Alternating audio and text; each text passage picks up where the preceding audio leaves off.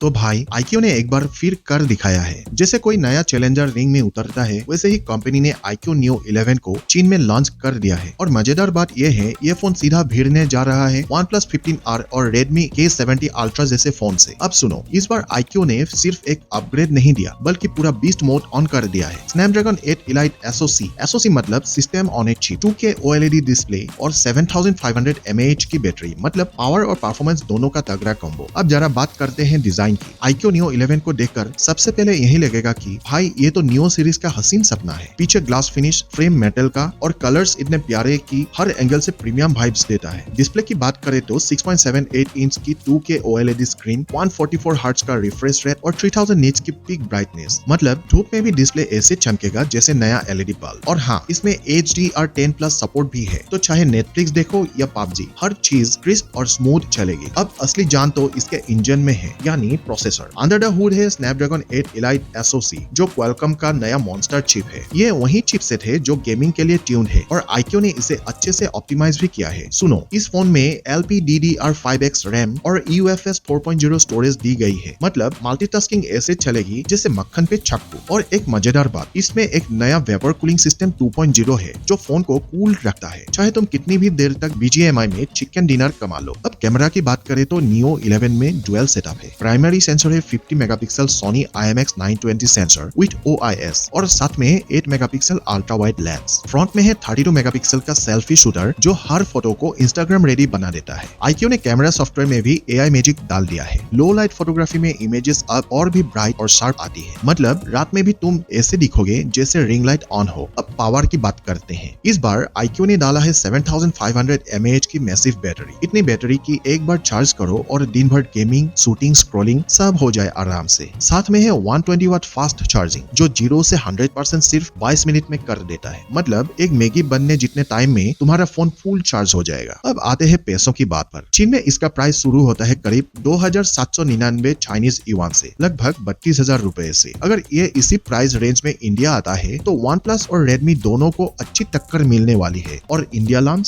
Sources के मुताबिक Neo 11 को इंडिया में iQOO Neo 11 Pro नाम से लॉन्च किया जा सकता है, शायद अगले महीने iQOO 15 सीरीज के बाद। अगर तुलना की जाए तो Neo 11 बेसिकली एक परफॉर्मेंस फोन है, जो गेमर्स और पावर यूजर्स को ध्यान में रखकर बनाया गया है। जहां OnePlus 15R कैमरा पर फोकस करता है, वहीं Neo 11 प्योर स्पीड और एंड्योरेंस पर खेलता है। और यही तो iQOO का असली USP है, अफोर्डेबल प्राइस में फ्लैगशिप लेवल एक्सपीरियंस देना। तो अगर कोई ऐसा फोन चाहिए जो दिखने में प्रीमियम हो, गेमिंग में चैंपियन हो और बैटरी में बीस्ट हो, तो भाई Neo 11 तुम्हारे विश लिस्ट में जगह बना सकता है। तो दोस्तों, ये था पूरा अपडेट iQOO Neo 11 का, एक ऐसा फोन जो हर एंगल से नेक्स्ट लेवल है। अब तुम बताओ, अगर ये फोन इंडिया में लॉन्च होता है 35,000 रुपए के अंदर, तो क्या तुम इसे खरीदने का सोचोगे? कमेंट में जरूर बताना। और अगर वीडियो अच्छा लगा तो एक लाइक तो बनता है ना भाई। अगली बार मिलते हैं किसी और टेक धमाके के साथ। तब तक के लिए कीप चार्जिंग, कीप एक्सप्लोरिंग।